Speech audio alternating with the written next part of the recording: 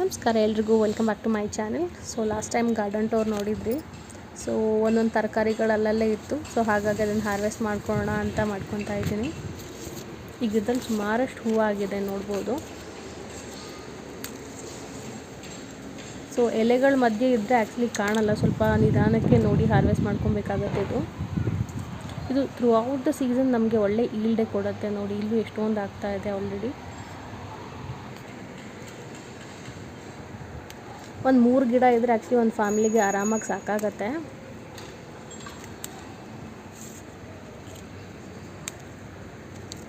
So ಎಷ್ಟಿದೆ ಅಷ್ಟು ನಾನು ಹಾರ್ವೆಸ್ಟ್ ಮಾಡ್ಕೊತಾ ಇದ್ದೀನಿ ಇವಾಗ. ಲಾಸ್ಟ್ ವೀಕ್ ಕೂಡ ಹಾರ್ವೆಸ್ಟ್ ಮಾಡ್ಕೊಂಡಿದ್ದೆ. ಸೊ ತುಂಬ ಜಾಸ್ತಿ ಏನಿಲ್ಲ, ಸೊ ಸ್ವಲ್ಪ ಸಿಕ್ತು.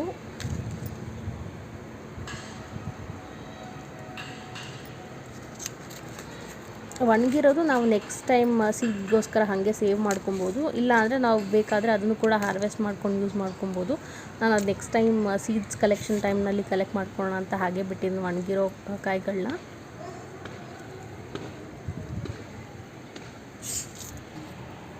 ಆ್ಯಂಡ್ ಒಂದು ರೋಸ್ ಕೂಡ ಹರಳಿತ್ತು. ಇಲ್ಲಿ ನೋಡಿ ಎಷ್ಟು ಚೆನ್ನಾಗಿದೆ, ಪನ್ನೀರ್ ರೋಸ್ ತುಂಬ ಚೆನ್ನಾಗಿತ್ತು. ಇದು ಹಾರ್ವೆಸ್ಟ್ ಮಾಡಿಕೊಂಡೆ. ಆಮೇಲೆ ಬದನೆ ಗಿಡದಲ್ಲಿ ಒಂದು ಬದನೆಕಾಯಿ ಬಿಟ್ಟಿತ್ತು. ಇದು ಆ್ಯಕ್ಚುಲಿ ಬೇರೆ ವೆರೈಟಿ, ಲೈಟಾಗಿ ಸ್ವಲ್ಪ ಪರ್ಪಲ್ ಇದೆ ಸೈಡಲ್ಲಿ. ಸೊ ಇದನ್ನು ಹಾರ್ವೆಸ್ಟ್ ಮಾಡ್ಕೊತಾ ಇದ್ದೀನಿ. ಆ್ಯಂಡ್ ಇದು ಒಂಥರದ ಸೇವಂತಿಗೆ ಹೂವು, ತುಂಬ ಚೆನ್ನಾಗಿದೆ, ಕ್ಯೂಟಾಗಿದೆ ನೋಡೋಕ್ಕೆ. ಸೊ ಹಾಗಾಗಿ ಇದನ್ನು ಹಾರ್ವೆಸ್ಟ್ ಮಾಡ್ಕೊತಾ ಇದ್ದೀನಿ. ಆ್ಯಂಡ್ ಪಕ್ಕದಲ್ಲಿ ನೋಡಿ ಸ್ವಲ್ಪ ಪುದೀನ ಕೂಡ ಹಾಕಿದ್ದೀನಿ. ನಾರ್ಮಲ್ ಮಾರ್ಕೆಟಿಂದ ತಂದಿರ್ತೀವಲ್ಲ, ಅದೇ ಸ್ವಲ್ಪ ಕಡ್ಡಿಗಳು ಯಾವ್ದಾದ್ರು ರೂಟ್ ಇರುತ್ತೋ ಅದನ್ನು ಹಾಕಿದ್ದೆ. ಸೊ ಚೆನ್ನಾಗಿ ಬಂದಿದೆ. ಆ್ಯಂಡ್ ಚೆಂಡು ಹೂವಿನ ಗಿಡಗಳು ಆ್ಯಕ್ಚುಲಿ ರಿಮೂವ್ ಮಾಡ್ಕೊತೀನಿ. ಅದು ರಿಮೂವ್ ಮಾಡಿದಷ್ಟು ಜಾಸ್ತಿ ಆಗ್ತಾಯಿದೆ. ಆ್ಯಂಡ್ ಇದು ಕೊತ್ತಂಬರಿ ಲಾಸ್ಟ್ ಟೈಮ್ ಹಾಕಿದ್ವಲ್ಲ, ನೋಡಿ ಎಷ್ಟು ಚೆನ್ನಾಗಿ ಜರ್ಮಿನೇಟ್ ಆಗಿದೆ ಅಂತ. ಇಲ್ಲೂ ಅಷ್ಟೇ ಒಂದು 3 ಗ್ರೋ ಬ್ಯಾಗಿಗೆ ಹಾಕಿದ್ವಿ, ಚಿಕ್ಕದು 2 ಗ್ರೋ ಬ್ಯಾಗಿಗೆ, ಆಮೇಲೆ ಇದೊಂದು ಪಾಟಿಗೆ. ಎಷ್ಟು ಚೆನ್ನಾಗಿ ಜರ್ಮಿನೇಟ್ ಆಗಿದೆ ನೋಡಿ ಎಲ್ಲ. ನಮ್ಮಮ್ಮ ಮತ್ತು ದೊಡ್ಡಮ್ಮ ಬಂದಾಗ ಹಾಕಿದ್ರು. ಆ್ಯಂಡ್ ಇದು ಪಾಲಕ್ ಸೊಪ್ಪು, ಇದು ಅಷ್ಟೇ ಚೆನ್ನಾಗಿ ಜರ್ಮಿನೇಟ್ ಆಗಿದೆ.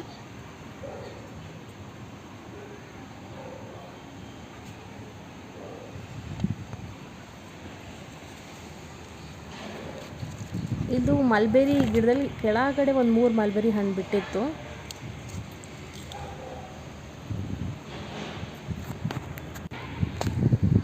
ಆ್ಯಂಡ್ ಒಂದು ಮೆಣಸಿನ್ಕಾಯಿ ಗಿಡ ಇದೆ ಇಲ್ಲಿ.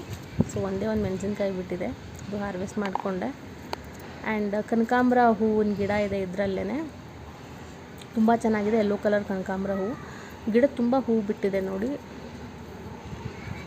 ಆರೆಂಜ್ ಕಲರ್ ಕನಕಾಂಬರ ಹೂವಿನ ಬೀಜ ಇವಾಗ ಆನ್ಲೈನಿಂದ ತರಿಸಿದ್ದೀನಿ, ಅದು ಕೂಡ ಹಾಕಬೇಕು. ಇನ್ನು ಸ್ವಲ್ಪ ದಿನದಲ್ಲಿ ಹಾಕ್ತೀನಿ. ಸೊ ಇದು ಸೀಸನ್ ಇನ್ನೇನು ಮುಗಿಯುತ್ತೆ ಅನಿಸುತ್ತೆ. ಸೊ ಹಾಗಾಗಿ ತುಂಬ ಹೂಗಳಾಗ್ತಾ ಇದೆ ನೋಡಿ.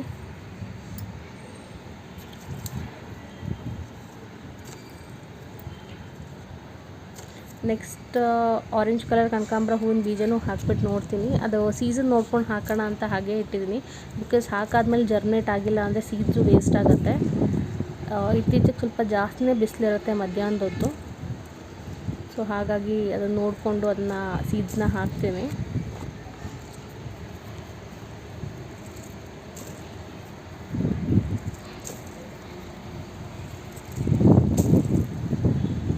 ಅದರ ಜೊತೆ ಸ್ಫಟಿಕ ಹೂವಿಂದು ಬೀಜಗಳು ಕೂಡ ಇತ್ತು, 2 ಕಲರ್ ತರಿಸಿದ್ದೆ.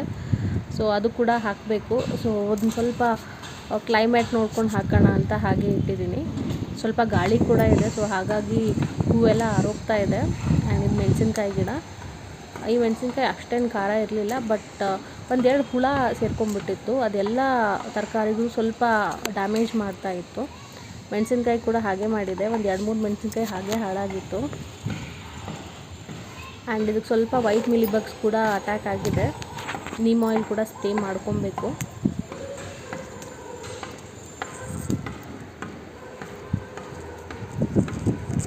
ನೋಡಿ ಅಲ್ಲಲ್ಲಿ ಈ ಥರದ್ದು ಡ್ಯಾಮೇಜ್ ಮಾಡಿದೆ ಚಿಕ್ಕದಾಗಿ.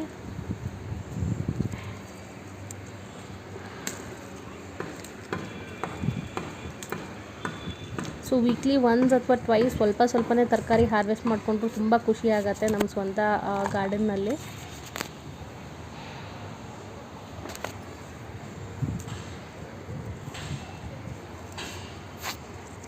ಆ್ಯಂಡ್ ಹಿಂದೆ ಇನ್ನೊಂದು ಥರದ ಸೇವಂತಿಗೆ ಹೂವಿನ ಗಿಡ ಇದೆ, ಅದು ಕೂಡ ಚಿಕ್ಕದಾಗಿದೆ. ಸೊ ತುಂಬ ಬ್ರೈಟಾಗಿ ಕೂಡ ಕಾಣಿಸ್ತಾ ಇದೆ. ಅದೊಂದು 3 ಹೂವು ಹಾರ್ವೆಸ್ಟ್ ಮಾಡಿಕೊಂಡೆ.